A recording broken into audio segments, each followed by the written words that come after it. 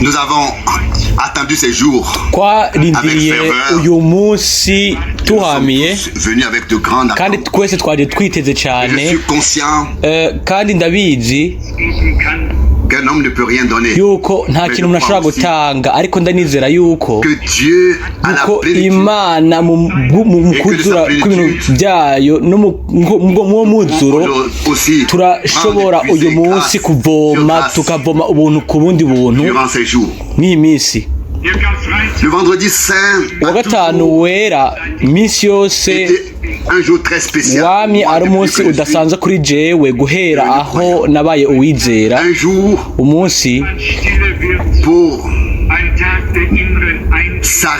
kugira ngo mpagarare niyumvire, umunsi wo ntangarira mu mwemu umusozi wa Golgota, umunsi aho ukuzura n'Imana n'abantu byabereye.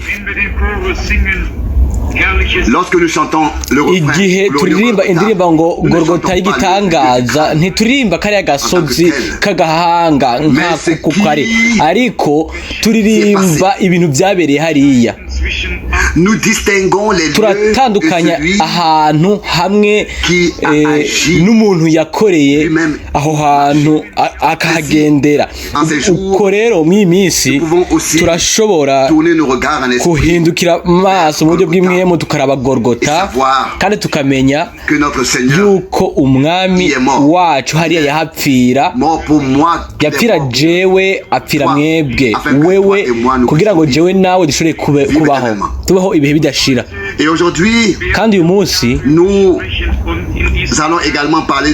turaza kubivuga ko mw'iyi minsi kubyo ibyo ari byo gucungurwa by'ukuri, bijyanye no kuba ubuzima bw'Imana ngaha ku isi bwaragaragaye muri Yesu Kristo umwami wacu, kandi ubwo buzima nyene, ubwo buzima bw'Imana butegerezwa kugaragara muri twebwe, buzogaragara muri twebwe. Kandi ndasaba by'ukuri mwese mwumvirize ijambo ry'umwami mumeze neza, muguwe neza. Nimba dushavuye nta na kimwe tuza gushikako, ariko nimba twizera kandi tukagira icizere Imana izoduha byose. Hari umwanditsi umwe w'umuririmbyi aririmba ngo avec même nos propres douleurs, ngo mbe naho twokwibabaza ntaco kimwe twokwiha, dutegereza gusaba mu masengesho. Kandi haranditse ngo ni gute Imana tuzohana byose nawe uwo atima umwana wayo. Umwami yugurura amaso yacu n'imitima yacu mw'iyi minsi kugira ngo ashobore kwinjira yigaragaze. Nashaka gutangurana n'iki cyanditse kiri muri Bibiliya mu Bikorinto ba kabiri igice cya gatandatu, igice cya kabiri c'umurongo wa 16. Abikorinto ba kabiri igice cya gatandatu, igice cya kabiri c'umurongo wa 16.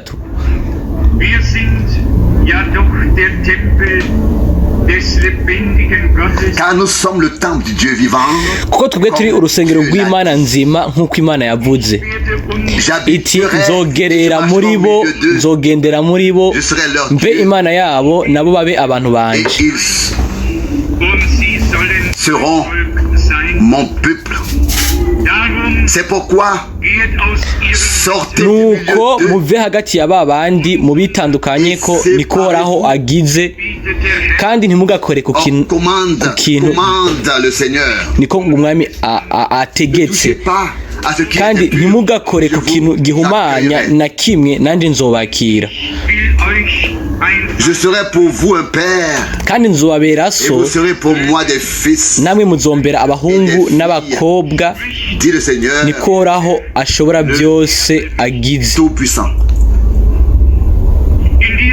Dans cette parole, il nous est rino dit jambo turabwiwe ngo que Dieu veut habiter yuko et marcher imana parmi nous. ishaka kuba kandi ikagendera muri twebwe, Et c'est précisément kandi neza neza le désir de notre cœur. ni icyifuzo natwe dufise mu mitima yacu, Que nous fassions l'expérience yuko avec lui, tugira ukumenyerana nawe atari nk'uvuga gusa ariko nk'ukoranaho agakora, qui a fait sa demeure au milieu nk'uwagize aho ishobora kuba hagati muri twebwe et qui habite parmi nous kandi comme ikaba celui muri qui peut marcher twebwe et agir. nk'ushobora kugendera muri twebwe agakora muri twebwe, Oui, et même ego se manifester. mbere J'ai akanigaragaza. relu le passage. Ndashobora gusoma uwo murongo, J'habiterai et je marcherai au milieu d'eux.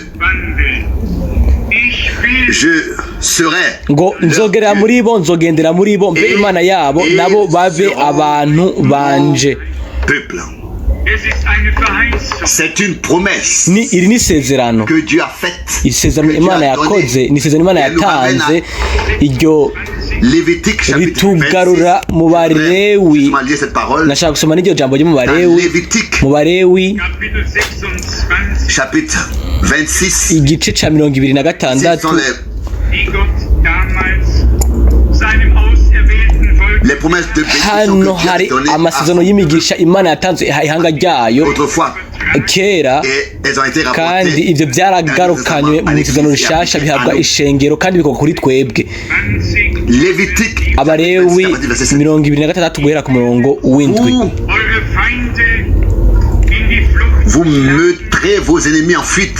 Muzokinagiza abansi banyu bahindikiranywe n'inkota imbere yanyu.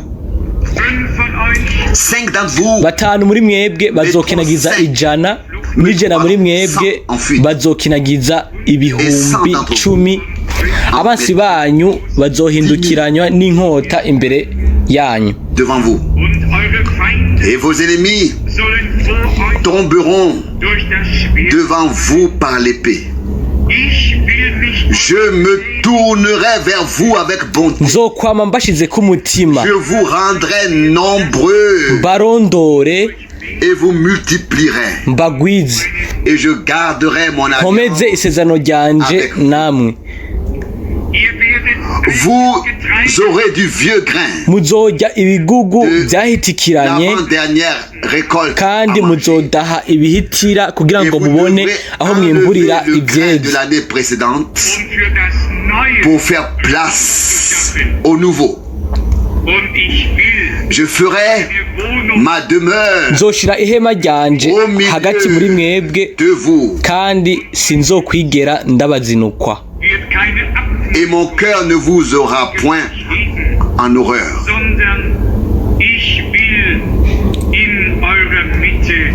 Mais je marcherai au milieu de vous. nzogendera hagati muri mwebwe, Je serai votre Dieu, mbe imana yanyu et vous serez. namwe mube abantu banje.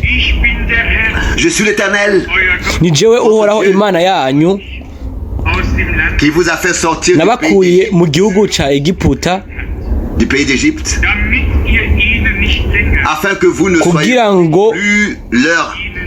ntimube abagurano babo. J'ai brisé les barres Navunye ibiti vy'ingogo byababoshe mbaha kugenda et je mwenye. vous ai fait marcher droit. Quelle merveilleuse parole Mbega ijambo ryiza cyane ry'isezerano que Dieu a donnée iryo à Imana son peuple. yatanze ihanga ryayo. Il relit le verset 9. Asore gusoma umurongo w'icenda ngo nzokwama mbashize ku mutima, Très nombreux. ngo nzobarondora mbagwize. Abalewi 33:9 ngo mbagwize, ngo kandi nzokomeza isezerano ryanje Avec vous. namwe. Et puis ensuite il donne la promesse Hanyuma aratanga isezerano au verset 11. ku murongo wa 11 Je ferai ma ngo nzoshira ihema ryanje hagati muri mwebwe kandi sinzokwigera ndabazinukwa. Et juste avant cela il donne l'instruction. Mbere y'ivyo abanza kwigisha ku murongo w'10 akavuga ngo Faites de la place akavuga ngo mugire mutegura ikibanza kuvyuga ibintu bishasha. Imana ishaka kubona ikibanza muri wewe no muri jewe kugira ngo ikore ikintu gishasha, kugira ngo ikore ibirengeye, ikore ibintu bihambaye cyane nk'uko yabikoze gushika ubu. Kandi ndizera yuko nimba tugira icyizere cyuzuye umwami, iyi minsi izoba ari minsi ihezagiye kuri twebwe twese. Ariko dutegerezwa gushira ku ruhande tugaheba ibintu byose byoshobora kwitambika imbere yacu mu nzira, kandi umugwanizi nawe azoraba uburyo bwose gushiraho igitsitaza kw'iyo nzira y'uwo ari we wese. Ariko turabe ikintu kimwe, ibitsitaza ntibishigwa ku nzira yacu kugira ngo twebwe tubitsitareko, ariko bishigwa ku nzira yacu kugira ngo tubiduge tubirenge. Umukuku uzohagarara imbere y'intebe ni umukuku wanesheje. Rero hategereza kuba harabayeho ibintu byarenganywe, byaneshejwe, kandi haranditse ngo banesheje biciye ku maraso ya wa mwagazi, kandi biciye ku ijambo ry'igishinga ntahe cyabo, kandi ngo ntibanakunze n'ubugingo bwabo gushika aho bemera gupfa. Rero ntituraba ibitsitaza nk'ikintu kidasanzwe, ariko tugiriye icyizere umwami turashaka kubirengana, tukabinesha, tukagana imbere, kandi tukajyana n'umwami wacu. Mukore ikibanza kubw'ibintu bishasha. Igice 11 ngo nzoshira ihema ryanje hagati muri mwebwe. Lorsque Dieu fait sa demeure au milieu de nous, igihe Imana ishaka kuba hagati muri twebwe, alors il parlera à nouveau. Aho rero izoca ivuga bundi bushasha, izoguma ikora bundi bushasha, izoguma ihezagira bundi bushasha misi yose. Alors aucune rencontre ne sera vaine. Aho rero ntituzokorana ku vy'ubusabusa gusa, kimwe kizoba kiza gusumba ico twarangije, kandi Imana izohezagira chacun d'entre eux. Umwe wese azoba ari ngaho. Il poursuivit en disant, arabandanya hano akavuga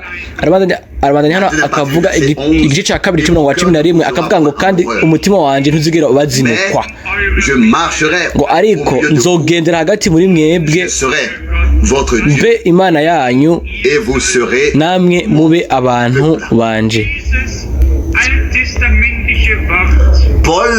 Paulo a mis cette parole de l'Ancien Testament. Iri jambo ryo mw'isezerano rya kera yararimuritse ari muri Korinto ba kabiri igice 6 umurongo wa 16. Mbega ni gute mu ruhe ruvuga tugomba kurirabamwo twihuse? Turabe muri ca gice nyene abi Korinto ba kabiri 6 umurongo wa kabiri, car il est écrit au temps umurongo wa kabiri ngo kuko yavuze iti mu gihe cyo kwemererwamwo ndakumvise, no ku munsi wo gukirizwako ndagutabaye. Voici maintenant. None ni gihe cyo kwemererwamwo, none ni umunsi wo gukirizwako, le jour du salut. Quand est-ce que Dieu habiterait-il parmi nous, marcherait-il? Mbega ni ryari Imana izoba muri twebwe, ikagendera muri twebwe, ikaba Imana yacu? Reka turabigaruka ko mw'iyi minsi ibyo bintu. Ici aujourd'hui c'est le jour du salut. Uyu munsi ni umunsi w'agakiza, ni umunsi w'ubuntu w'Imana ku bantu. C'est le jour ni umunsi uwo Imana yakoze kugira ngo ibe mw'ihanga ryayo rya mbere. Dutegerezwa kwakira kandi tukaba mu gakiza k'Imana ku munsi w'agakiza. Dutegerezwa kuba twaragize mu wese ku giti ciwe umwimenyerezo w'ubuntu mu gihe c'ubuntu, atari uko igihe c'ubuntu canke umunsi w'agakiza nta kintu kimwe vyaba bitumariye. ntibitegerezwa gusa kuba byanditse nk'isezerano mu ijambo ry'Imana, ahubwo bitegerezwa kuba ibintu by'ukuri mu buzima bwacu. Ni bangahe uyu munsi bashobora gushinga intahe mu mitima yabo bakavuga yuko ibyo bintu byabaye ibintu by'ukuri byabaye, tugashobora kuvuga yuko Imana yadutabaye ku munsi w'agakiza, yabaye inyembabazi yuzuye ubuntu kuri twebwe. Ubu aca haza agace ka kabiri kataraba gusohoka mu isi n'icyaha tugana mu bwami bw'Imana, ariko agace ka kabiri gaca karaba abantu bamaze kuba abizera. Kandi ndizera ndiko ndaraba Imana yuko mw'iyi minsi abantu bose mwumve muguwe neza muri twebwe, mbere n'abantu mu buryo bazi batarashikanira ubugingo bwabo Imana, dushobore gufasha kugira ngo ibyo bishike. Ikintu dushobora kwemeza abantu bose ni iki gikurikira: ntamwe ducira urubanza, ariko tuzoryoherwa nimba benshi baje bakiyongerako kandi bakagira umwimenyerezo w'ubuntu n'Imana yacu. Hano mu Bikorinto ba kabiri igice cya 6 hari ukugereranya hagati y'abizera hamwe n'abatizera, dore ku murongo wa 14. Hanyuma tukara ku murongo wa 13 hakaca handikwa ngo ni irihe sano riri hagati y'urusengero rw'Imana n'urusengero rw'ibigirwamana. Mbere y'ibyo twariko turavuga ubwoko bw'ubufatanye buhari hagati y'uwizera n'utizera. Rero ibyo nibyo ariko aravuga iyi ntumwa hano. Hanyuma ikabandanya ikarandika ikavuga igice cya kabiri akavuga ngo twe turi urusengero rw'Imana nzima nk'uko Imana yavuze. Tugiye kubisoma ahantu yabivuze. Twebwe turi urusengero rw'Imana, urusengero rw'Imana nzima. Mu gihe cya Mose barabivuze, hano naho byaciye ibintu by'ukuri, ntibyari bijanye no kubivuga gusa. Yesu umwami wacu yavuze icyari kimutwikiriye aha ku isi, aravuga ngo musambure urusengero nzogubaka mu minsi 3. Abayuda baciye batangura kuvuga ngo ariko twubatse imyaka 46, byadutwaye imyaka 46 kugira ngo tubwubake. Uyu rero ashaka kubwubaka mu minsi 3, ariko wowe yari kuvuga urusengero rw'umubiri wiwe. Hari handitse ngo mu muhanuzi Maraki ngo umwami azoza yihutihuti mu rusengero rwiwe, umumarayika w'isezerano uwo mwipfuza. Imana yari ibaye ngaha mu isi, ibaye mu ihema iyo ngaha mu isi, mu rusengero rwera ubwo yari yariremeye ubwayo. Guhera ku mpano y'umubiri n'amaraso yera ya Yesu Kristo, guhera ku kimazi cy'umubiri wiwe, Imana yicungurira ishengero ryabaye urusengero rwayo, urusengero rwa mpwemu yera.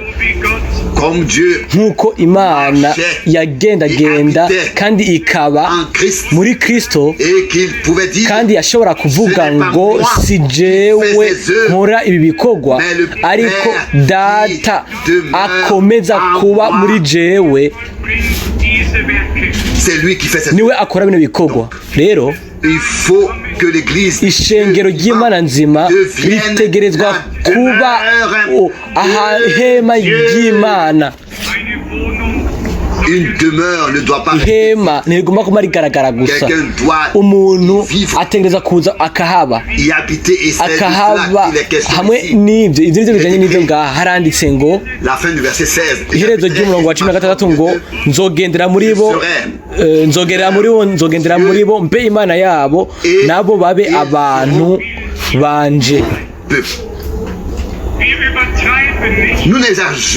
ntiturenze urugero igihe turiko turavuga tugashinga intahe yuko Imana yironkeye muri runo rungano rwacu umukozi, umugurano, umuhanuzi uwo yashobora kwibera muri we, yashobora kuba muri uwo, ikaba umuntu umutima w'inama, umutima wiwe avuka kw'iyo ntego kugira ngo ashingire intahe ukuri, hanyuma abo bose bakukuri bumviriza ijwi ryiwe. Hamwe naho turazi neza turatandukanya hagati y'igikoresho hamwe n'uriko akoresha ico gikoresho.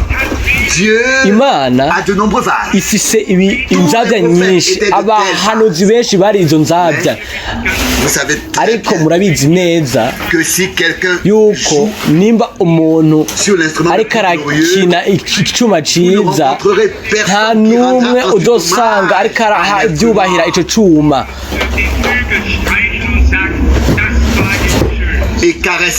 agatangura gukora kura piano akavuga ngo oh cari ciza. Oya, hashimagizwa umuntu yakubise amabuto ya piano. Sindabona umuntu ariko aravuza inzamba hanyuma agakora ku nzamba agatangura kuvuga ngo wewe nguri igikoresho cy'igitangaza, ariko umuntu yarafashe iyo nzamba agakina amanoti neza nk'uko byumvikana, nk'uko Paul yabyandika mu Bikorinto ngo nimba inzamba ivuze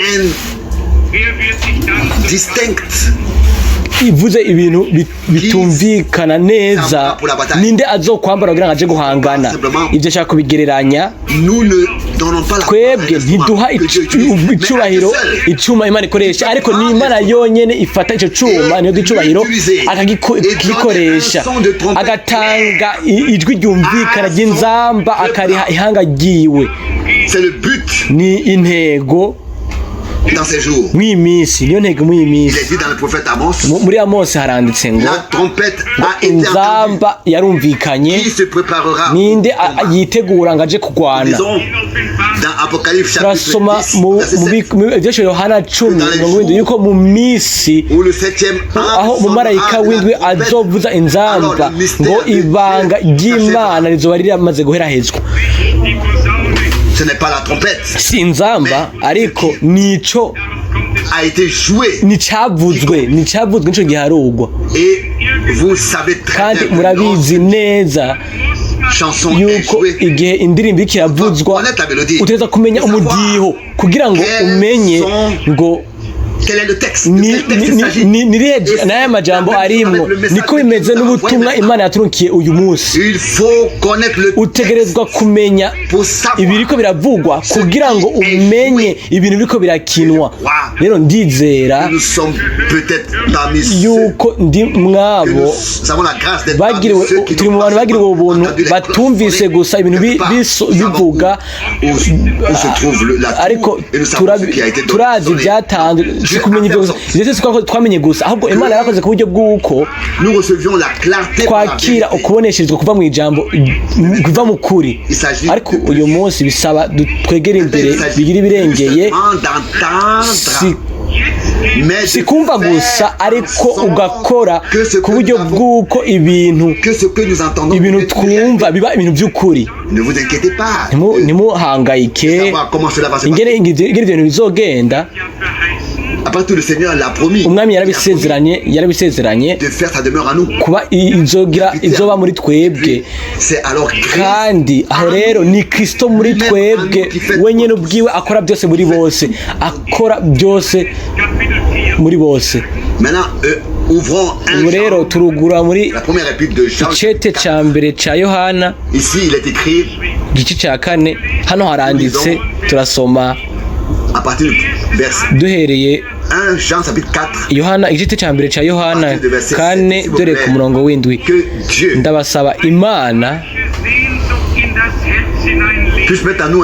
ishobore gushira muri twebwe ico cifuzo mu mutima kugira ngo ibintu byanditse mu ijambo ry'Imana kandi prévu pour nous. byateguriwe twebwe biba ibintu by'ukuri muri twebwe. Nous avons envie d'expérimenter. turafise ukwipfuza kuba twoba Après avoir expérimenté la théorie. turaza kuvuga yuko tumaze kumva tugenda mu gukora. Jean 4 verset 7. Yohana igice cya mbere cya Yohana 4 umurongo w'indwi. Igice Bien-aimés, aimons-nous les uns les autres car l'amour. abo nkunda dukundane kuko urukundo ruva ku Mana.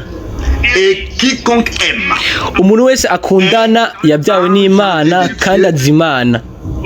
Et connaît Dieu. Amen. Comment qu'a dit ici? Hamwe tutafranga mvuze ngo Connaît Dieu. ubyawe n'Imana Ici est un grand mystère. azi Imana. Hano harimo ikinyegezwa. Celui qui a été aimé de Dieu par wakunzwe n'Imana biciye muri Yesu Kristo umwami wacu. Uwo muri uwo muntu urukundo rw'Imana ruramugaragaramwo. Et nous pouvons kandi rero à nouveau bundi bushasha manifester cet amour. turashobora kugaragaza urukundo rw'Imana. Bien-aimés, aimons-nous les uns les bakundwa autres dukundane car l'amour. kuko urukundo ruva ku Mana. Oui, Dieu est amour. Ego Imana ni rukundo. La nature de Kamere Dieu. C'est k'Imana ni urukundo. Dieu peut Imana irashobora gushavura ariko iyo siyo kamere kayo. il n'a qu'à rester fidèle. Yo iguma yizigiwe, iguma yizigiwe ku ijambo ryayo, niryo teko ryayo. Dans sa nature. Ariko muri kamere kayo ni rukundo. Aha rero bijanye no kuba ni kamere k'Imana ubwayo. Doit être manifesté. Agategerezwa kugaragaza kuguhishurwa k'ubuzima bw'Imana Les croyants. mu bizera, muri abo bose bamaze gukundwa nayo. Ukuri ko bijanye uyu munsi nivyo bijanye navyo uyu munsi. C'est le but de ces jours. Niyo ntego y'uno munsi. Singuvu twiha Un effort pour ne pas ikirenzeko percer. Il perce par la force. yinjirana inguvu. Imana yinjirana inguvu iricira inzira. Je l'ai lu, bien-aimés, aimons-nous les uns. Nabisomye ngo bakundwa dukundane. Tubikore guhera uyu munsi. L'amour de Dieu a été Urukundo rw'Imana rwasutswe mu mitima yacu. Rero guhera uyu munsi tugomba kubikora. Dukundane by'ukuri bamwe ku bandi. Urukundo ruva ku Mana kuko byanditse hano ngo kuko urukundo ruva ku Mana. Umuntu wese akundana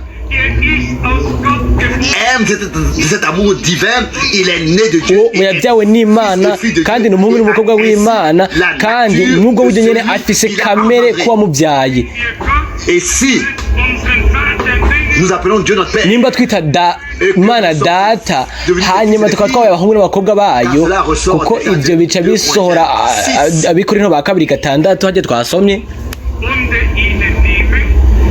Je ferai ma demeure. Kavuga ngo nzogira ihema muri bo, nzoba Imana yabo nabo bazombera abahungu n'abakobwa. Abakozi abagurano abo urabazana mu nzu kugira ngo bakore ibikorwa, ariko abahungu n'abakobwa bavukira mu rugo. Ntibaza ngo bavuge ngo mbega twoshobora kwimatanya namwe, mbega turashobora kwinjira. Oya ibyo ntibikora. Kubyagwa n'Imana bisigura ngo kuba warakiriye kamere k'Imana kandi n'ubwo rukundo tuva mw'ubwo rukundo rw'Imana. Sishaka kugiranya ngaha ku isi ibintu byo ngaha ku isi. Ibintu byo ngaha ku isi abantu barashobora gufatana mu rukundo, hanyuma mu mwanya kanaka hagaca hatangura kuvuka ubundi buzima. Nubwo ibyo bitwara amezi 9 ariko ni nako bimeze imbere y'Imana. Ni ubufatanye n'Imana hamwe n'abantu mu rukundo rw'Imana kugira ngo urubuto rw'Imana ashobore gusohoka, hama abahungu n'abakobwa b'Imana bavuke mw'ubwo bufatanye bw'urukundo n'Imana. Turaza kubigaruka ko mu mwanya. Reka uyu dusome mu uyu murongo nyene. Et quiconque aime est engendré de Dieu. Ngo umuntu wese akundana yabyawe n'Imana kandi azi Imana. Ibi turabizi. Quiconque qui aime est né de Dieu. ukunda wese yabyawe n'Imana. Nimba dukunda twabyawe n'Imana, nimba tudakundana aho rero twabyawe n'Imana. Ibyo birasanzwe biranumvikana. Reka twegere imbere gatonyi. Kandi ngo amenye Imana, azi Imana. Mbega ni kubera iki hari abantu benshi bigira ngo nabizere ariko batazi Imana, batazi Imana? Ni kubera iki mbega uguhishurwa kw'Imana muri Kristo Yesu bibanyegeje? Yesu yaravuze ngo kera ngo uwumbonye abonye data. Mubwo buryo nyene yavuga ngo data ndagushimira kuba wanyegeje ibi bintu ku bantu baciye ubwenge ariko ukabihishurira abana batoyi. Ni ngaho nyine aca abandanya akavuga ngo nta n'umwe azi umwana ariwe atari data, kandi nta uzi data atari umwana n'uwo umwana ashatse kumuhishurira. N'uwo azohishurira. Guhishurwa kw'Imana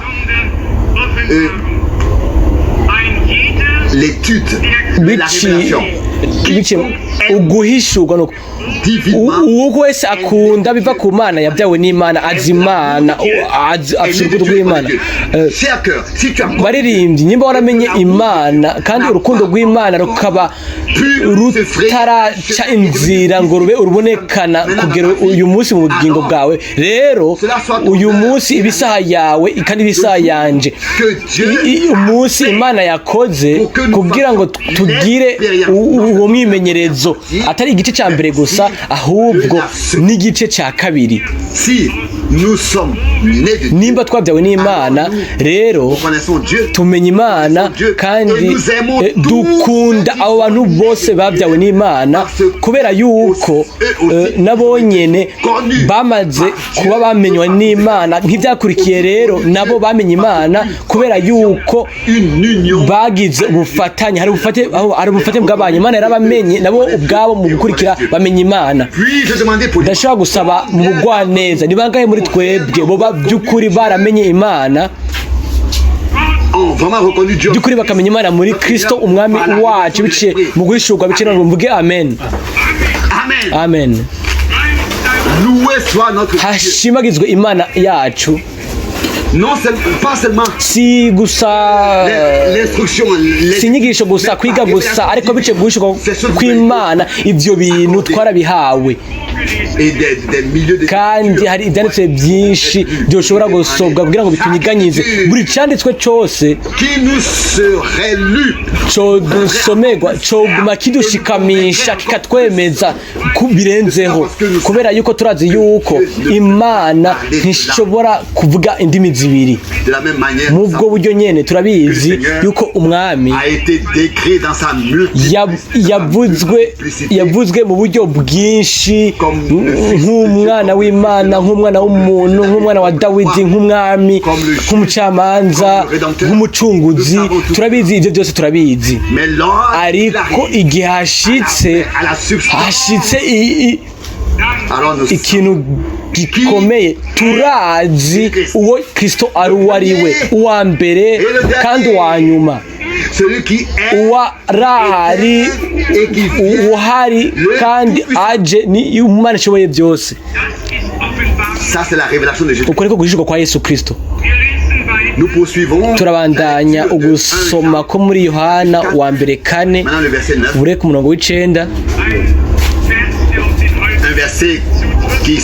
Uyu ni umurongo ujanye na kino gihe. Iki nicyo cyaseruye urukundo rw'Imana muri twebwe, nuko Imana yarungitse umwana wayo w'ikinege mu isi kugira ngo duheshwe ubugingo nawe, afin que nous recevions par lui la vie. Alors de quoi il s'agit? Il s'agit du fait bijanye no kuba twebwe twakira bibishe ko mwana ubugingo bw'Imana budashira. Pas après la mort. Si nyuma y'urupfu, ariko guhera uyu munsi, guhera ubunyene twakiriye ubugingo budashira biciye mu kwizera Yesu Kristo umwami wacu. amen. Ce verset est également uwo murongo rero urafise icumaze kinini cyane. Si ugucurwa ibyaha gusa, agakiza k'ibyaha gusa, si gusa ukubohorwa ukuzimu n'ibindi byose kuri kuzimu, ariko twaragarukanywe, tugarukanwa mu gihagararo c'abahungu n'abakobwa, kandi twakiriye ubugingo budashira nk'uko byanditse hano ku murongo w'10. Turasoma ngo iki nico kiri mu rukundo, si uko twebwe twakunze Imana, ariko ni uko ariyo yadukunze igatuma umwana wayo kuba impongano y'ibyaha byacu.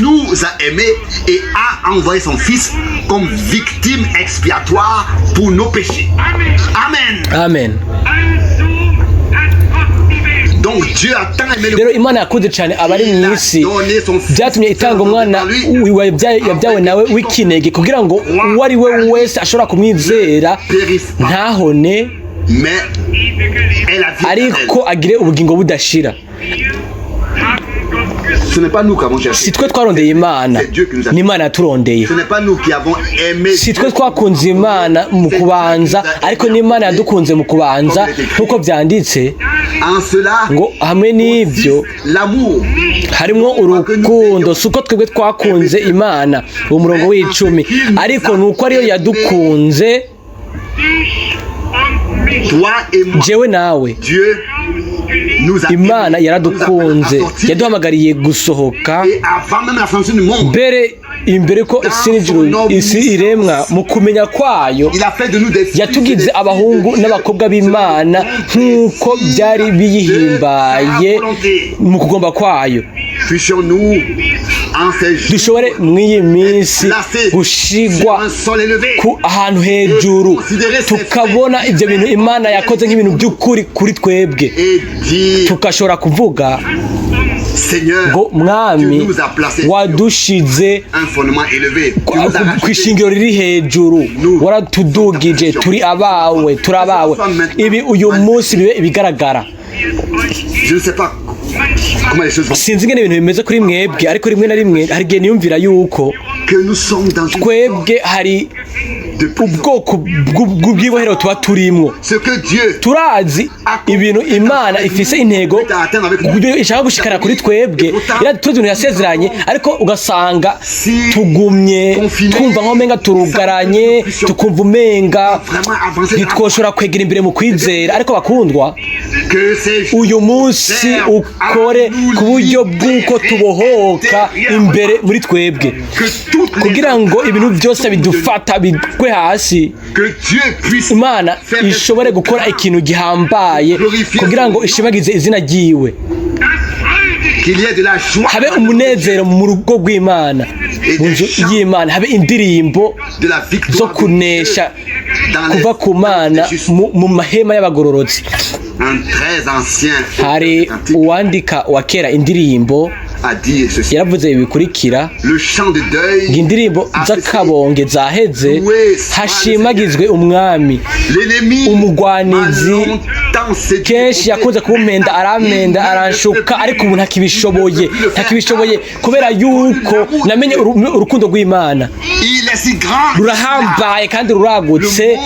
Isi yose yoshobora kuherera mu bwo bwiza, yotakara mu bwo bwiza. Dutegereza kwifata mu kwizera kandi ntitubirekure, ariko tukavyimatako kuba Imana ihagarara neza ku bintu yavuze kandi igakora. Ndabandanya gusoma ku murongo wa 11. Abo nkunda, kuko Imana yadukunze ityo, natwe dukwiye gukundana. Nous sommes aussi tenus de nous aimer les uns les autres. Il n'y a pas grande chose à dire. Nta bintu byinshi byo kuvuga ngaha. Il nous suffit bidukwiye gusa de dire au Seigneur dans la kubwira umwami mu isengesho ngo duhe inkomezi zo kubikora, et tout ira. Kandi byose bizoca bigenda neza. Ndashaka gusoma umurongo wa 12 hano nyine turi. Personne n'a jamais vu Dieu. Nta wigeze kubona Imana. nous nous aimons les uns les autres, dukundanye Imana iguma muri twebwe no kuyikunda kuba guhinguwe muri twebwe. Est parvenu à sa perfection à nous. Nous voulons tous la perfection. Turashaka twese ugutunganywa où il en est ahantu hose celui qui a commencé son œuvre en nous. Bikenewe umuntu wese uwatanguye igikorwa muri twebwe azokirangiza, kandi hari abantu benshi bashaka gufasha umwami bagashaka kuzana ibintu vyiwe ngo bitungane, ariko mbega ni iki Mwene Abraham yavuga kera haheze imyaka myinshi, aravuga ngo ugutunganya kuzobera mu rukundo rw'Imana, kuzobera mu rukundo rw'Imana, kuzoba kubera umuntu ashaka kuba umunyakuri kumenya ibintu byinshi. Oya, twavuze uyu munsi ku bijyanye twabonye na Mwene Data wo muri Izayi hamwe na Mwene Data Jason. Ntibijyanye n'ubumenyi dutwaye mu mitwe yacu, ariko bijyanye n'ibyo Imana yashoboye kugira nko guhishurwa muri twebwe, kandi icyo guhishurwa kuva ku Mana gushobore gushika mu rukundo rw'Imana, byose bikoga mu rwo rukundo rw'Imana. Inyigisho, ubumenyi idashingiye mu rukundo rw'Imana, iyo izozana ibintu byo kutumvikana, izozana ibintu byo kutumvana, byose ibintu byose biva ku Mana biba biri mu rukundo rw'Imana. Nico kimwe n'umuti, rimwe na rimwe aho biriko birumvikana birashobora kwinjira nk'imbugita itabura y'ubugi bubiri mw'uwo mwanya, ariko mu wundi mwanya ukurikira uca wumva amavuta yo gusigwa atemba ku bikomere, ibikomere twakomerekejwe, kandi byose bikaca bikira, hanyuma bikamera neza imbere y'umwami. Igihe Imana ikoresheje iyo nkota y'ubugi bubiri, ni kugira ngo ikureho ibintu by'ubukoko, si kugira ngo yonone, ariko bikora ikata ibintu by'ubukoko bishaka kuguma byonka gusa bitazana ibyamwa. Ariko tugiye muri Yohana 15, umwami yamaze kuvuga hariya, aravuga ngo umuzabibu wose muri jewe wera arawukora kugira ngo wameze ibyamwa byinshi. Imana mw'iyi minsi ishobore gukora ku buryo bw'uko itwambika inkota y'ijambo ryayo itunganye kugira ngo bundi busha dushobore guhezagirwa. Yohana 1:3, ubutumwa bwiza bwa Yohana, Yohana igice cya mbere cya Yohana 1:3, icyo twabonye tukacyumva, umurongo wa mbere, icyo twitegereje intoki zacu zigakora ko ibyo kuri ijambo w'ubugingo, kandi ubwo bwarerekanywe turabubona, turabushingira intahe, kandi turababarira iby'ubwo bugingo budashira bwamanye na Data wa twese tukabwerekwa.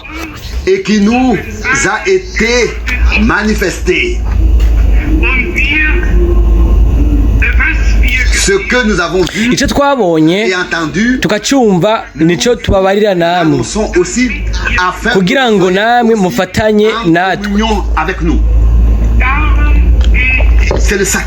Ibi nibyo bijanye uyu munsi n'ubuzima bw'Imana, ubuzima bw'Imana mu rubyaro rw'Imana.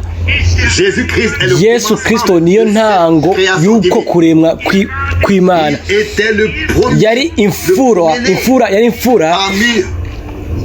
muri bene se benshi, kandi haranditse ku bijanye nawe muri Zaburi 69, aravuga ngo nzomenyesha izina ryawe bene data.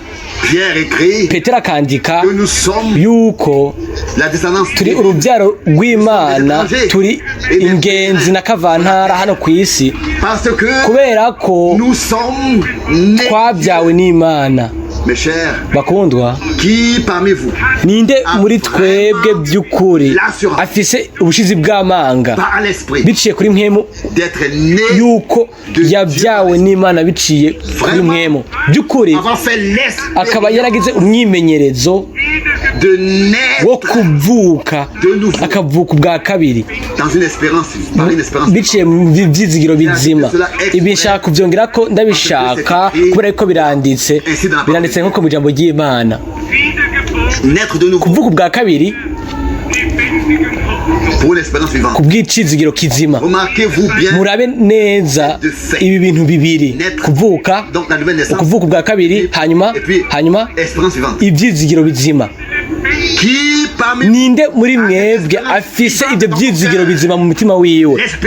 Ibyizigiro bitajana umuntu kuguhemukirwa, atari ibyizigiro bidusiga tumaramaye, atari ibyizigiro ibyo twebwe twibwira ubwacu, ariko bikaba ari ibyizigiro ibyo dushaka kuvuga ngo Kristo muri twebwe, icizigiro c'ubwiza.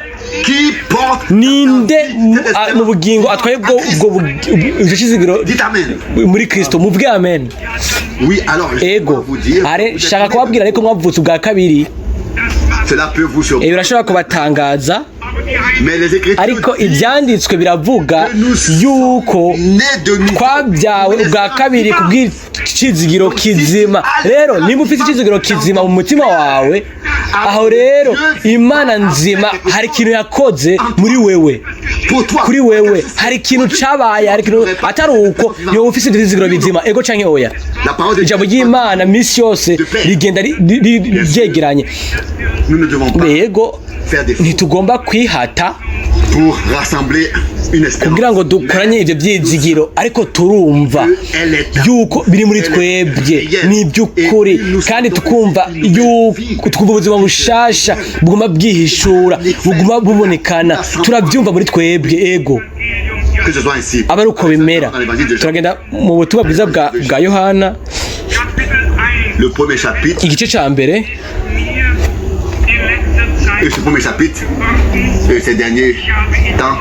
Igice ca mbere ni iminsi heruka cabaye igikomeye cane ndizirica wa Mungu uheruka narabisomye. Ubutumwa bwiza bwa Yohana rimwe dore ku murongo wa 4. Igice ca mbere umurongo wa 4 ngo muri we harimo ubugingo. Ubuhe bugingo? Ubugingo bw'Imana.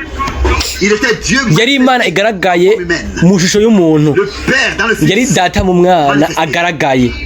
Muri we harimo ubugingo. Umurongo wa 4, data yimenyekanishije mu mwana, kandi ubwo bugingo bwari umuco w'abantu, abahe bantu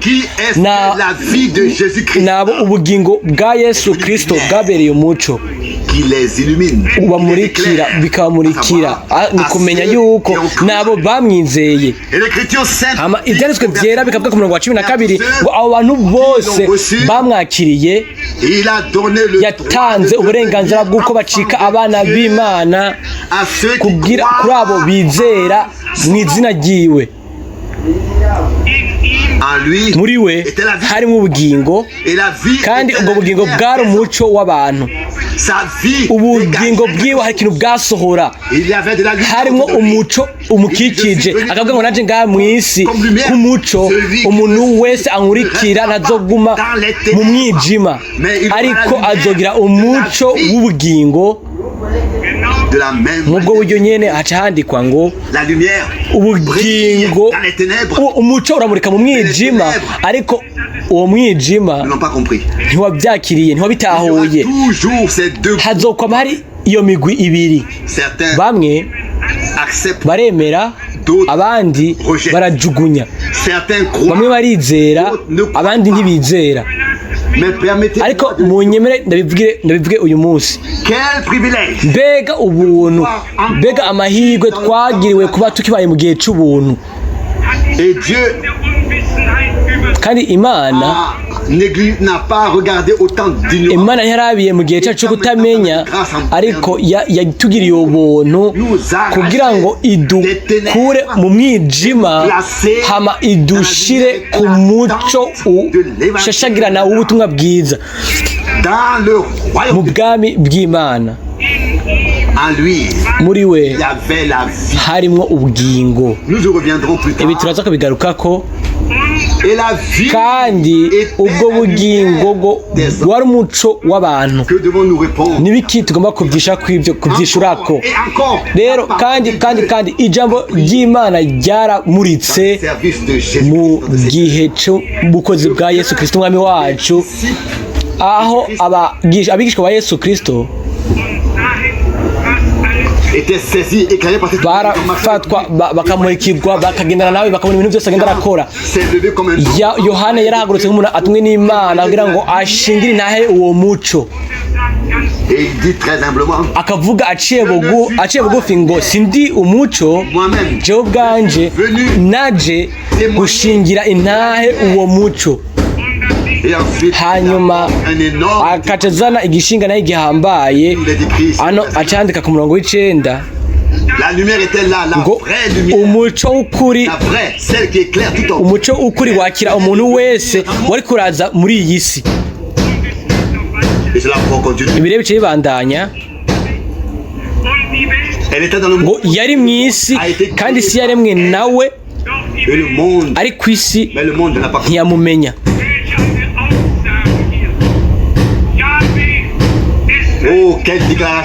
Mbega amajambo ari hano. Yawe wo mu isezerano rya kera ni Yesu wo mu isezerano rishasha. Byose byaremwe nawe, biremerwa kuba ibyiwe kandi kubwiwe. Ego mbere birananditse hano, biranditse hano ngo yaje mu biwe ariko abiwe ngo ntibamwakiriye. Nyuma y'uwo murongo rero hacaza umurongo w'igitangaza ngo ariko abamwakiriye bose yabahaye ububasha bwo gucika abana b'Imana, nibo bizeye izina ryiwe. Baririmbye uyu munsi mwizere mu izina ry'umwami Yesu Kristo nko kuba ari izina ry'agakiza twahawe, turihabwa n'Imana, ni izina ryo gucungura. Kandi nawe ukagira umwimenyerezo n'ubwo bushobozi bw'Imana, ukwizera kuva mu butumwa, mu kuvuga ijambo ry'Imana, ukwizera kuva muri no butumwa, umuco uze kandi ubuzima bw'Imana bugaragare. Ndabanira gusoma ubutumwa bwiza bwa Yohana igice c'icumi umurongo w'icumi. Ijambo twese tuzi, ubutumwa bwiza bwa Yohana 10 igice ca kabiri c'umurongo, igice ca kabiri c'umurongo w'icumi, hama turasoma 11. Je suis venu, Jean 10. Yohana 10 igice ca kabiri c'umurongo w'icumi. Nanje jeho nazanywe no kugira ngo zironke ubugingo kandi ngo ziburonke busagutse. Ni jewe umwungere mwiza yigura intama ziwe.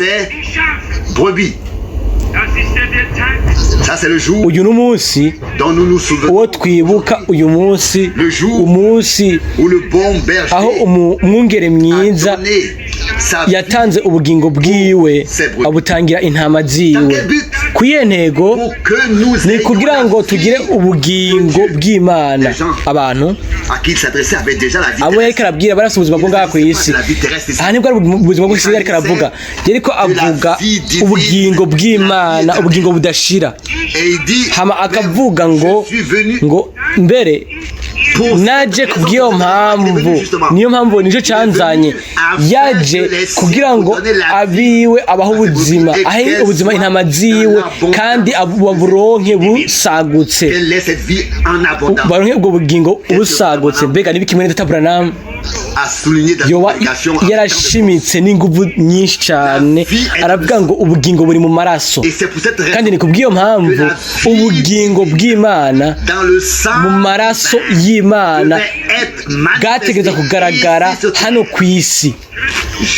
Yesu Kristo ntiyari umuyuda, ntiyari umupagani, yari Imana ihishuwe mu mubiri mu shusho y'umuntu igaragaye mu muntu mwemu w'Imana yakubise igitutu Mariya hanyuma amaraso yavutse ngaho yabyawe na mwemu niyo mpamvu yari yera kuko amaraso ye yari yera kandi ubugingo bw'Imana bwatembera mu ayo maraso ubugingo bw'Imana bwatembera mu ayo maraso igihe ayo maraso yameneka ubwo bugingo bw'Imana bwarasohotse buraza aho rero Mwene Data Branham aca bisigura neza akavuga ngo ku munsi wa Pentekote ubwo bugingo bw'Imana bwari bwasohotse bwaragarutse bugaruka ku ishengero ryacunguwe kandi Imana yagize ihema ryayo mwabo yacunguye. Nashaka gusoma gatonyi ku bijanye n'ivyo mu byanditswe vyera. Abalewi 17 dore ku murongo wa 10. Abalewi 17 guhera ku murongo wa 11. Car la vie du corps, kuko ubugingo bw'umubiri buba mu maraso. Nanje nshinze kwaba ku gicaniro ku bwanyu ngo abe impongano y'ubugingo bwanyu kuko amaraso ari impongano ku bw'ubugingo buri muri yo. C'est le sang qui produit l'expiation par la vie qu'il contient.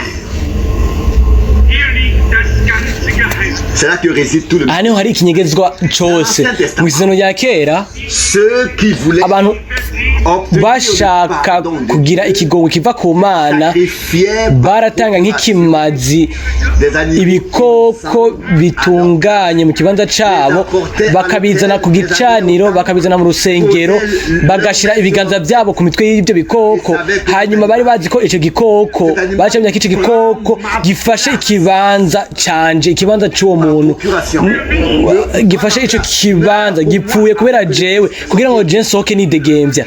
Ariko uyu munsi umwagazi w'intama w'Imana waraje umwagazi w'intama w'Imana waraje ufata icaha c'abari mw'isi. Umuntu uyu munsi apfira mu byaha byiwe apfira mu caha cyo kutizera kuko Kristo umwami wacu yaravuze ngo nimutizera yuko ndiwe muzopfira mu byaha byanyu. Amen. Ntiyavuze ngo kubera yuko mwaribye mwarabeshe kubera ko mwaribye kubera yuko mwakoze ibyo bintu byose hanyuma mwebwe bikurikira kubw'ibyo mutegeza gupfa. Oya, yavuze ngo nimutizera yuko ndiwe mbega ninde uwo ndiwe niwe ni ndiwe yagize impongano y'ibyaha bice ku maraso ku musaraba igorogota abikorera abantu bose. Uwo munsi uhambaye w'impongano y'Imana hano ku isi wo guhanagura ibyaha umuntu adashobora kwizera yuko ibyo byamaze kurangira ku bwiwe ategereza kuzopfira mu cyaha ciwe cyo kutizera.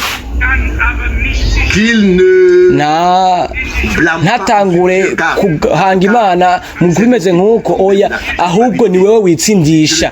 Shaka kubivuga hano biranditse ubundi bushasha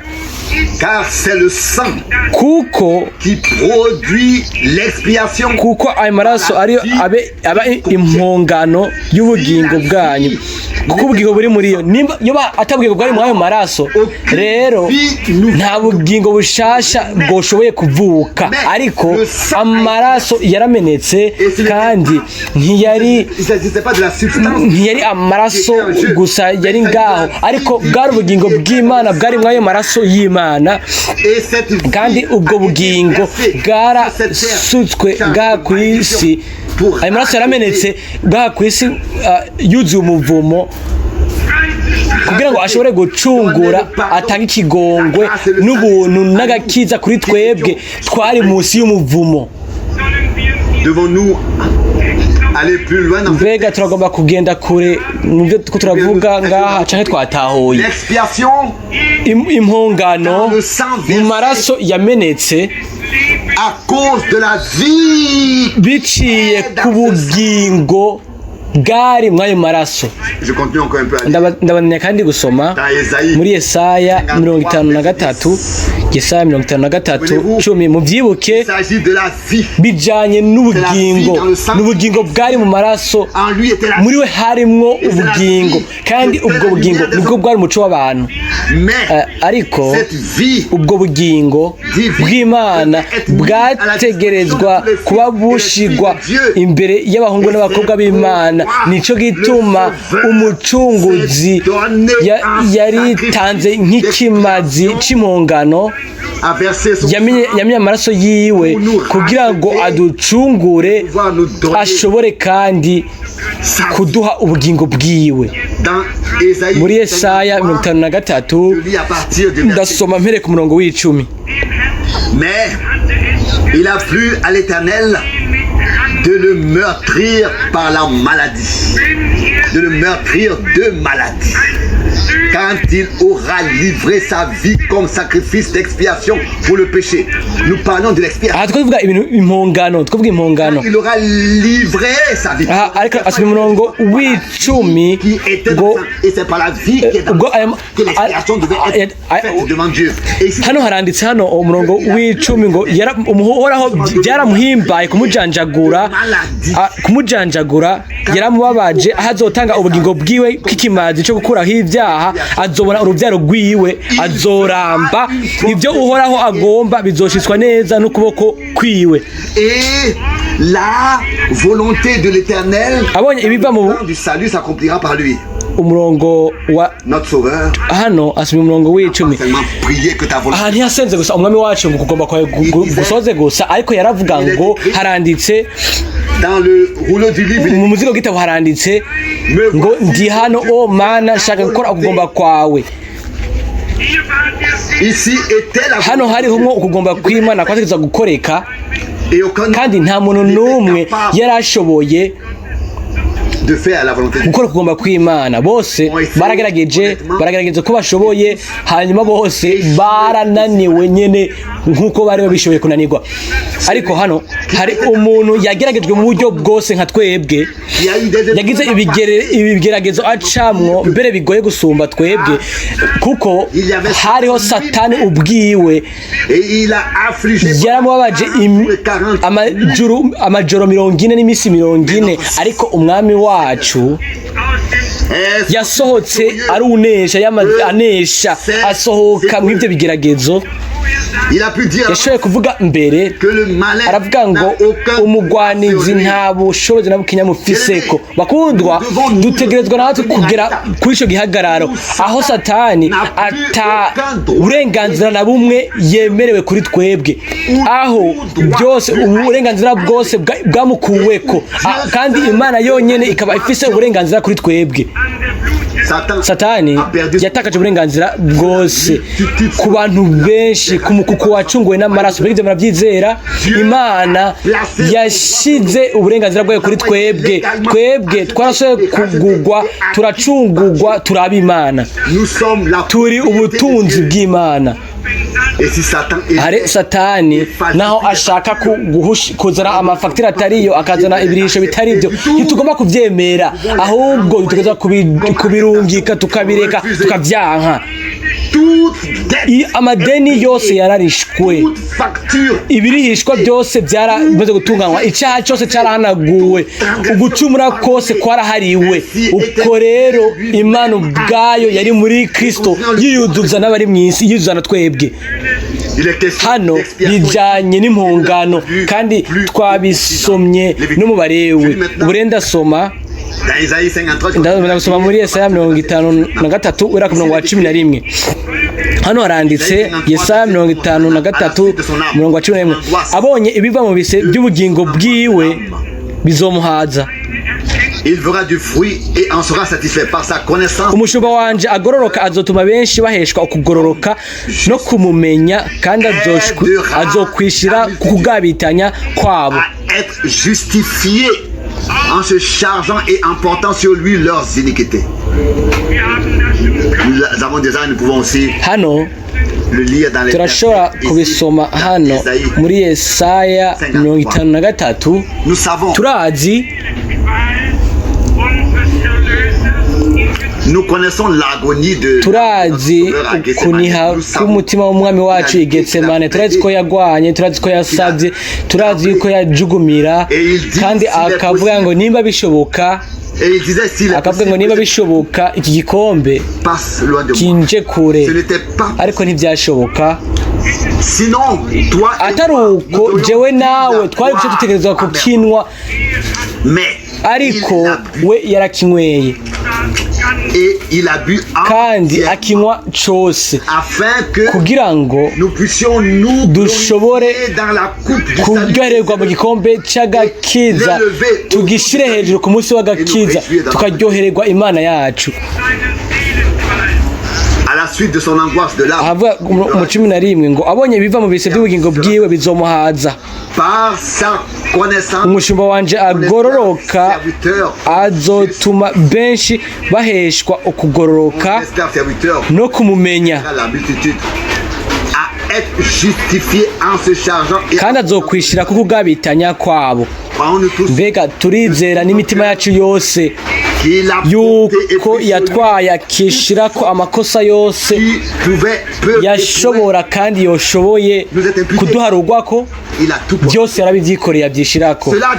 Ivyo biteza kuba bifise agaciro muri kazoza kubu na kahise, kuko Kristo ntazosubira gupfa kugira ngo agire impongano rindirisha. Oya, yarapfuye apfa rimwe burundu kugira ngo afashe abantu bose bashaka ubuhungiro muri we, kugira ngo ukugororoka kw'Imana gushobore guhabwa abo bantu. Mwiyumvire ibintu byanditse hano. Ndasoma igice cya 2 mbandanye n'umurongo wa 12. Yesaya 53:11. Umushumba wanje agororoka azotuma benshi baheshwa ukugororoka no kumumenya. Murabe hano ngo benshi, ijambo ngo benshi, ngo bazoshaka ukugororoka no kumumenya, ngo kandi azokwishira ukugabitanya, azokwishira kukugabitanya kwabo. Nico gituma nzomugabanganya umugabane n'abahambaye, kandi azogabura iminyago n'abanyenkomezi, kuko yasutse ubugingo bwiwe akageza kugupfa, agaharuranwa agejeje kugupfa. Hano ijambo kabiri rivuzwe ngo benshi. Amakosa Yesu yaravuga kera akavuga ngo ambaye amaraso aramenywe, amenye ku bwa benshi kugira ngo bababarirwe ibyaha. Ntiyavuze ngo kuri bose, kubera yarabizi yuko atari bose bazovyemera, ariko kuri benshi bazovyemera biciye mu kumenya kwiwe. Biciye mu kumenya kwiwe umushumba wanje agororoka azotuma benshi baheshwa kugororoka, ngo mu kwishirako ukugabitanya kwabo. Ariko umurongo wa 12, nico gituma nzomugabanganya umugabane abo bantu benshi. Muratahura ivyo uyu kubera yuko yishize ko ukugabitanya kw'abo bantu benshi, ubwo ruvyaro, kubera yikoreye afata ibigabitanya byabo, Imana abo bantu benshi n'abiwe nkuko byanditse muri Yohana 10:6, ngo barabawe ariko warabamaye. Quand il aura livré sa vie comme sacrifice d'expiation pour le péché, abonye ibiva mu bugingo bwiwe bizomuhaza. Umurongo wa 12 ngo kandi azogora iminyago n'abanyenkomezi. Abo bantu benshi bazoba arabiwe mw'isi, azobwa nko mu Baheburayo 2 avuga ngo ndi hano, kandi byari bimaze kwandika no muri Zaburi. Imana yari yanditse ubuhanuzi bwose mbere. Ibanga n'igihe yatanga ubugingo bwiwe abutanga mu rupfu, igihe azotanga ubugingo bwiwe ngo apfe, kandi ibyo nibyo byabaye. Hama rero benshi yarabahawe ryari. Bakundwa na bashiki banje, twe hano turi bakenya, ariko igihe abantu benshi igugu umuguku mwinshi zo hagaze imbere y'intebe ntibazoba ari bakenya, bazoba ari benshi. Apfira igorogota birakwiye, kandi icyo azohemba kizoba gihambaye, kandi umwami azoronka benshi abatwari mu bwiza. Mu Baroma 6 hari ijambo ryiza dutegerezwa gusoma mu bijyanye n'ibi turiko turavuga. Abaroma igice cya 6 umurongo wa 5, hano haranditse Abaroma 6 umurongo wa 5.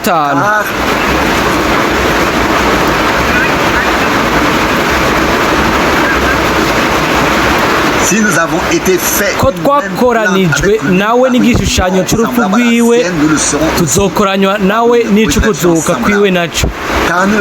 Kandi tumenye iki? Yuko umuntu wacu wa kera yabambanywe nawe kugira ngo umubiri w'icyaha uhindurwe ubusa, twame tujakariye icyaha, pour que nous ne servions plus le péché comme esclaves. Car celui qui est mort est ainsi. Kuko apfuye aba atsindanishirijwe icyaha. Et ça aussi c'est un point qui doit être touché. Ibire ni ibintu bigomba navyo gukorwako. Si nous voulons vivre avec lui, nimba dushaka kubana nawe dutegerezwa gupfana nawe.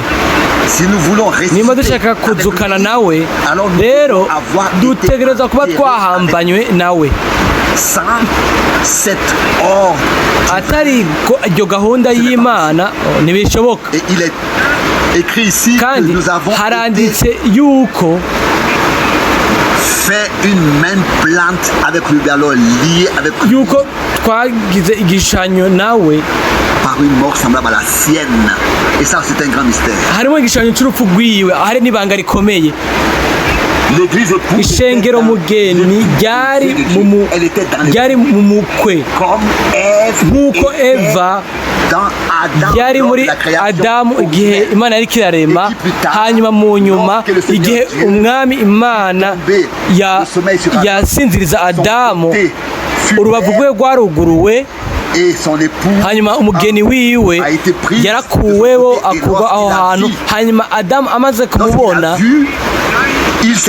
yaravuze, arasemera, aravuga ngo n'umubiri, ngo ni nyama yo mu nyama yanje, igufa ryo mu magufa yanje. Umwami wacu nawe yavuzwe nka Adamu wa kabiri na Paulo mu Bikorino, ngo ishengero ry'ukuri ryari muri Kristo, kandi igorogota urubavu rwe rwaruguruwe, hanyuma amaraso yaratemvye, atemba kugira ngo ducungurwe, kugira ngo twuzure n'Imana. Kandi nta muntu umwe ngaha ku isi ashobora kuba umugeni nimba adashobora kubona yuko umukwe ku giti i Karuvari yacunguye umugeni wiwe. Ibyo nibyo biharugwa. Hanyuma inyuma y'ibyo byose tuzokwinjira mu ijuru, kubera yuko turi mu ishengero kanaka cyangwa mu idini, tuzogenda kubera turi abaho, kubera yuko turi igice cy'uwaducunguye, turi igihande cy'umucunguzi wacu. Abacunguwe nabo umucunguzi ni igice cy'umucunguzi. Kandi hano reka tuvuge bibonekana neza, twebwe twashushanijwe nawe biciye mu rupfu rusa n'urwiwe. Paulo yashobora kuvuga ngo nabambanywe na Kristo, ubu rero si je nkiriho, ariko ni Kristo aba muri jewe. Ibi bigaragare ku bw'icubahiro c'Imana, ibintu by'ukuri mu bugingo bwacu hagati muri twebwe, kugira ngo Kristo abe muri twebwe kandi aze yakira ibintu byose yemerewe. Nk'uko nabivuze dutangura, ntigeze habaho igihe jewe canke nta nico nibuka, sinaba nibuka igihe aho icifuzo uguhahamira kw'abizera kuba kwarabaye gukomeye gufise ubushobozi nko mw'ino minsi. Imana izokwakira ibintu byose yemerewe hamwe natwe twese, muri twebwe twese, kandi biciye kuri twebwe twese. Ego ijambo ryiwe bibe rizima kandi ashobore kubaho aba muri twebwe. Mu Baroma 6:7 haranditse, kuko uwapfuye aba atsindanishirijwe icaha, aba atsindanishirijwe icaha. Bakundwa bene data n'abashiki banje, umurezi wa bene data, umugwanizi we arakwagiriza gusa igihe akwakiriza ibyaha, amakosa, igihe cyose utaratahura yuko wabambanywe ugapfana na Kristo. Guhera aho ibyo ubimenye, ukabimenya biciye mu guhishurwa gutangwa n'Imana, ukabimenya biciye guhishurwa kuva ku Mana, aho yuko nawe ubwawe wamaze kubambanywa na Kristo kandi ugapfana na Kristo. Si uyu munsi ibyo biza gusohoza, ariko byarabaye. Ubure ndagusaba, nimba mufise ideni ngaha ku isi rirashobora kurenga n'inzu hanyuma akacaza urupfu, ninde azoza kurondera ikintu? Nimba umuntu yagomba kwishura yapfuye, ni ikihe kindi mushaka? Ni ikihe kindi mushanje? Ibintu byose byo kurondera birarangiye. Nimba ibyo tubitahura, ibyo Pawulo yandika hano, ahumekiwe na Mwemu, ngo uwapfuye abatsindanishirijwe ibintu byose ariho ibintu byose cyagishaka kumwishyuza. Ahantu nta kintu kimwe kiba gisigaye gufatwa. Umuntu yapfuye, nihe hasigaye ikintu cyo gufata. Nimba umwami yafashe ibintu byose byadutsinda, nimba yafashe ibyaha byacu byose akabitwara, mbega ibintu ijambo ngo byose risigura ngo byose, kandi nta na kimwe kiba kivuyemo. Hari bamwe batangura gukoramo ibintu bavuga ngo iki caha iki ngo nakijya, oya ntikiragirwa. Oya, ibyo ntibikore. Mugirire icizere umwami, we yikoreye byose, amakosa yacu yose n'ibyaha byacu byose, si ikintu kimwe, nta na kintu kimwe cyasigaye inyuma. Oya, ahubwo byose yarabitwaye. Nimba ari uko rero bimeze, rero turatahura, bibonekana neza, tukabona ijambo ryo gutsindanishirizwa kuva ku Mana, kandi ijambo kuba uwatsindanishirijwe. Ndabisoma imirongo ikurikira, Roma 8, ariko bisanzwe twapfanye na Kristo, twizera yuko tuzobanaho nawe, kuko tuzi yuko Kristo amaze kuzuka mu bapfuye atagipfa, urupfu rutakimuganza.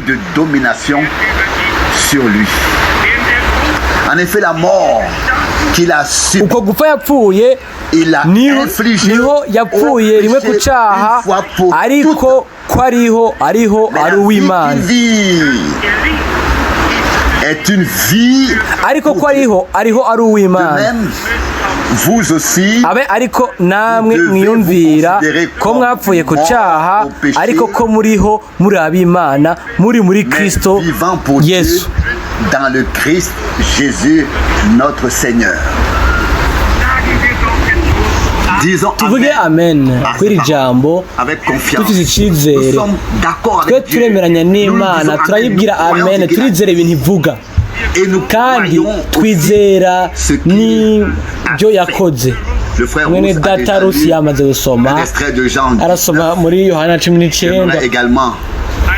En lire quelques versets. Nashaka gusoma ku mirongo mikenya ubutumwa bwiza bwa Yohana chapitre 19 verset umurongo wa 25 raba hano ibintu byanditse ubutumwa bwiza bwa Yohana 19 reka duhite dusora ku murongo wa 28.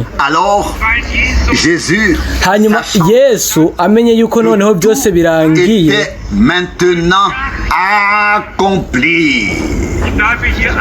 reka mbanze ngume ngaha gatonyi.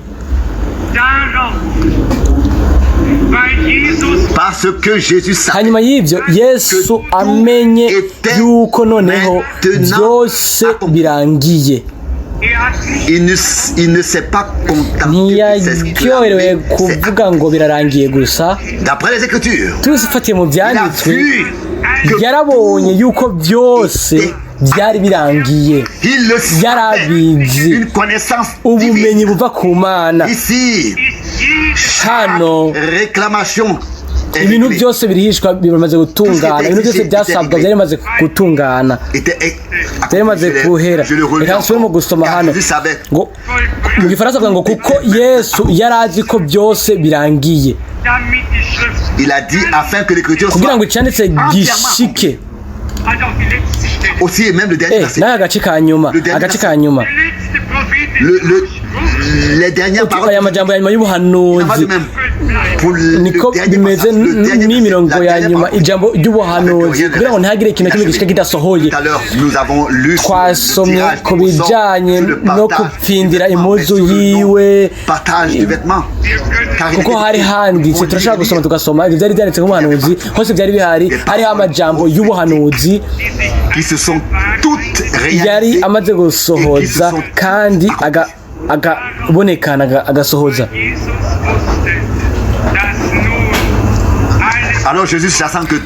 Hanyuma y'ibyo Yesu amenye yuko noneho byose birangiye kugira ngo icyanditse gishike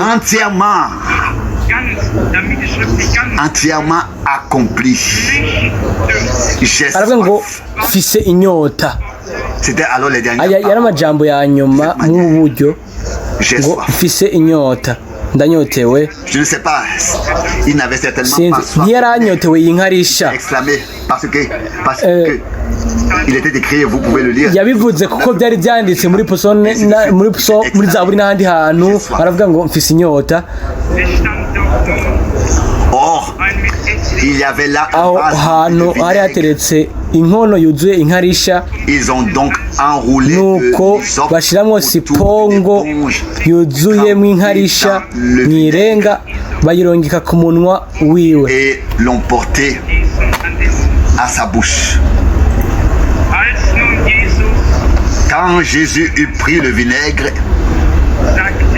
Yesu amaze kuyihabwa aravuga ati birarangiye. Araheza ajondamika umutwe, umutima uraca.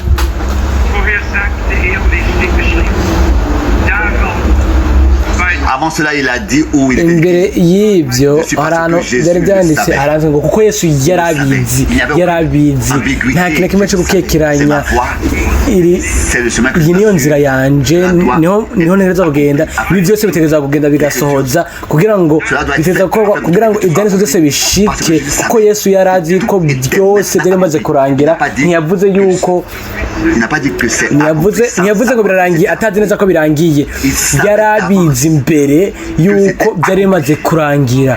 Haleluya, hahimbazwe Imana yacu. Yarabizi imbere y'igihe, abizi yuko byari bimaze kurangira, kandi hanyuma yaravuze. Baririmbyi, nawe utegerezwa kumenya yuko byarangiye, hanyuma utegerezwa kubivuga n'iminwa yawe. Aho niho tugera kuri iri jambo ngo umuntu yizeresha umutima ngo ariko akatura n'iminwa yiwe. Igihe tuvuga ibyo bintu ntitubivuga gusa nk'uko twidegembye, tuvuga ibintu tukabishinga ku ijambo ry'Imana. Yesu ntiyaryoherewe no kubivuga gusa, yarabibona, yarabizi, yarazi byose. byose byari bimaze kurangira, ibintu byose byari bimaze kugenda nk'uko byari byanditswe, kuko Yesu yarazi yuko byose byari bimaze kurangira, kuko Yesu yarazi yuko byose bimaze kurangira. Mbega nawe urabizi muririmbyi, mwene data mushiki wanje urabizi, mbega murabizi bashiki banje bene data bagenzi, murabyizera Yesu Kristo uyu munsi, murizera umwami, urashaka kwizera ibyo avuga hano, urashaka kwizera yuko yarabizi imbere y'igihe yuko ugucungurwa guhera ubwo kwari kumaze gutunganywa, kwari kumaze gusohoza, aho niho waca haza ubumenyi. Ubwo indirimbo umwanditsi w'indirimbo avuga akavuga ngo ubumenyi bwiza Yesu ari muri jewe, ni bande bashobora kumenya? Niba ndashaka kuvuga ngo mwemu wiwe ashingira intahe na mwemu wanje yuko mwemu wacu yuko turi abana b'Imana. Turabizi. Ni kubera iki tubizi? Ni kubera iki? Ni kubera iki tubizi? Ni kubera ko twizera Imana. Ntitubizi kubera yuko izindi mpamvu kanaka, ariko tubizi biciye ku ijambo ry'Imana, tubizi kubera ijambo ry'Imana. Ni ubumenyi buhezagiye ubwo dutwaye muri twebwe, kandi mwemo arongorera misi ku ijambo ry'Imana, akatuka tukaraba hano icyanditswe gisohorera mu maso yacu, kuko Kristo yarabizi. Haleluya, yarabizi yuko byose byari bimaze gukora, ikintu cyose cyariko kirasabwa, cyari kimaze kuriwa, cyamaze gutungana, ibintu byose byari bimaze kurangira hano. Yarabizi yuko igihano amaze kugikubitwa, yatwaye urubanza rwacu kugira ngo tugire amahoro, hama biciye mu mishagu yiwe niho dukirira. Yarabizi yuko byose byari bimaze kurangira. Hanyuma n'ubwo bumenyi bw'Imana yaravuze, aravuga irindi rimwe, aravuga ngo byose birarangiye. Baririmbyi, n'uburyo bwawe, n'inzira yawe, n'inzira yanje. Umwami ategereza kuduha ubwo bushizi bw'amanga yuko byose byamaze kurangira, kandi bikarangira kuri jewe no kuri wewe. Ni guhera aho honyine ushobora kuvuga mu kwizera, wemezwa cyane byuzuye, ukavuga ngo ego byararangiye, ego byose byararangiye kuri jewe, ku bwanje. Byose byageze ku giti i Golgotha. Tureke ibi byanditswe bituvugishe.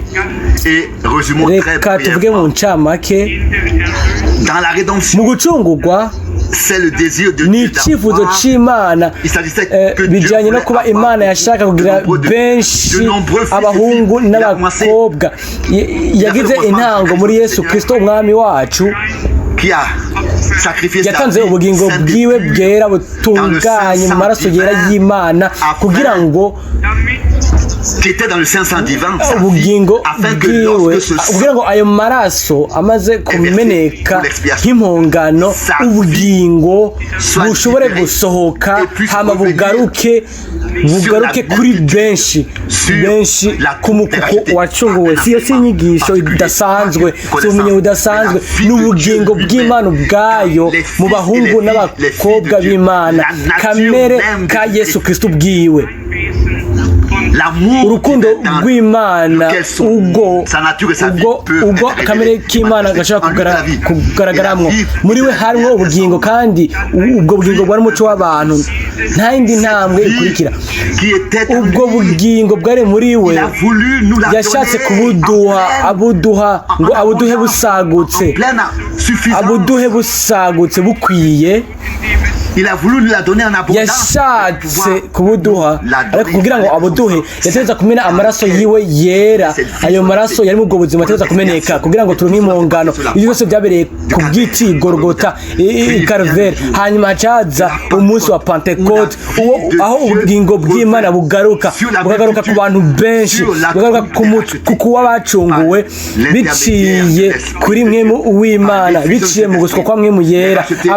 Abacunguwe bacunguwe bagira ubugingo bw'Imana kubera yuko bagaruwe ku Mana bagaruwe ku Mana biciye ku mpongano y'ivyaha kandi ubwo bugingo bw'Imana nibwo bugaragara uyu munsi bukihishura mu rukundo biciye mu rukundo rw'Imana nkuko tubisoma muri mu byete bya Yohana no mu butumwa bwiza bwa Yohana 13:16 ngo Imana yakoze cyane abari mu isi bene data n'abakundwa n'abashiki banje ntacyo mukeneye kubandanya gukora byose mwarabikorewe byose byararangiye Yesu yarabizi ku munsi yaramanitswe ku musaraba yuko byose byari birangiye yarabizi hahimbazwe izina ryiwe ryera ubwiza bumushirwe yakurikiye iyo nzira y'umusaraba yuzuye isoni asuzuguwe guhera ku ntebe yaciriwe ku rubanza rwa Pilato aho hari Pilato ego gushika hanze nyuma y'igisagara ku musozi Golgota yagiye iyo nzira yose kugira ngo azane ukuzuza atwuzurize n'Imana agire ukuzura natwe n'Imana azane impungano yacu mwibuke ubugingo buri mu maraso mubwo buryo bijanye n'amaraso n'ubugingo bw'Imana ubwayo amaraso y'Imana mu mubiri w'umuntu ubuzima bw'Imana bwaragaragaye ubugingo bwari muri we kandi muri we harimo ubugingo buri he uyu munsi ubwo bugingo buri muri twebwe ntiyaje gusa kugira apfe gusa ariko yaraje kugira ngo aducungure hanyuma ngo ashire ubugingo bwiwe muri twebwe ninde ashobora kubyizera ninde ashobora kubifata ninde agomba kubigira nk'umumenyerezo ubwiwe sinzi niba dushobora kubitahura uyu munsi tubitahura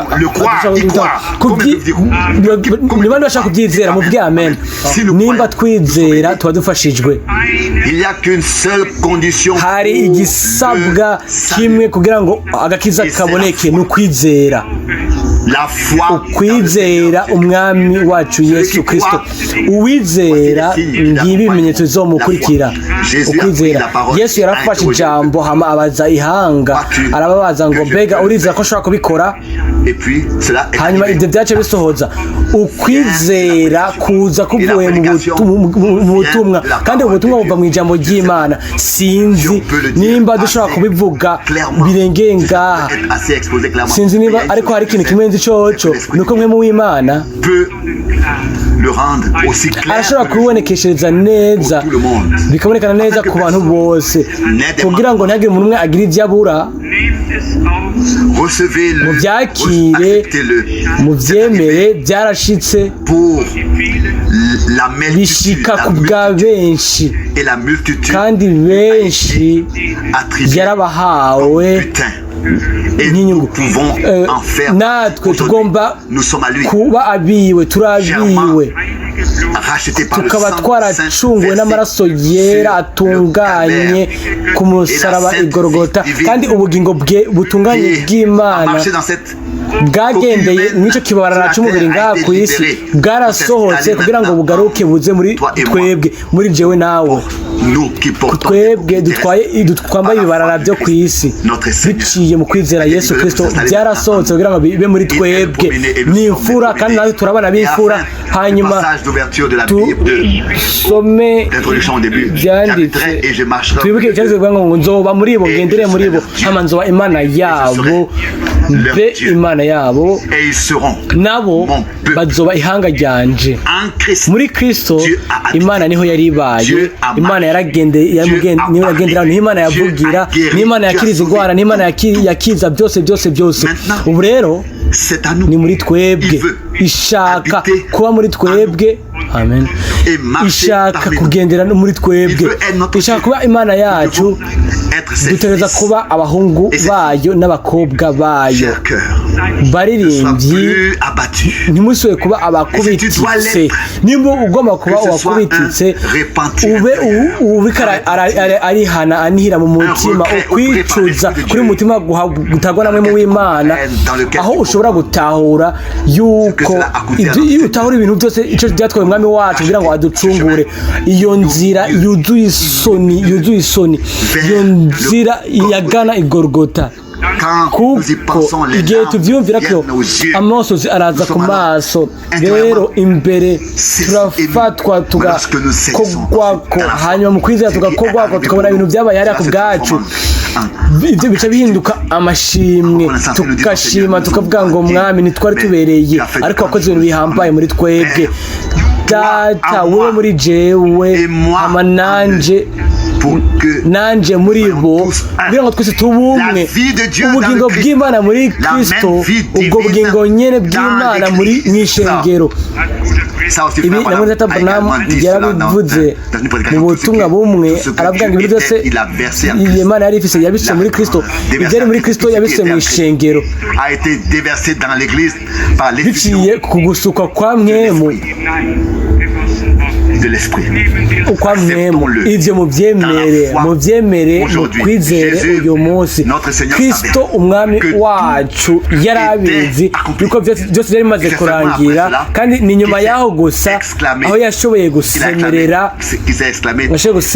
aravuga ngo birarangiye nawe utegerezwa kwanza kwakira ubwo bumenyi buva ku Mana ukaba ubwakira mu mutima wawe nk'uguhishurirwa kuzima hanyuma ukabivuga n'iminwa yawe ukavuga ngo ndizera yuko byose byarangiye yuko igikorwa cyarangiye muri jewe byose byanditse ngo byose si ikintu kimwe oya si ibintu bimwe si ibintu byinshi ariko byose byararangiye byose rero mbega kubera ko ubabara ni kubera ko wibabaza ni kubera ko ibyo witwararika ni kubera ni iki kibazo ufise igihe avuga ko byose yabyishize ko igihe avuga ko byose yabirishe igihe avuga ko byose byarangiye ibyo ubyizere gusa ureke byose ibyo yatwaye agashyira mu gisaga mu kiyaga cyo kwibagira byose waratsindanishirizwa biciye mu kumena amaraso k'umwami wacu ku musaraba i Golgotha Imana iduhezagire twese amen.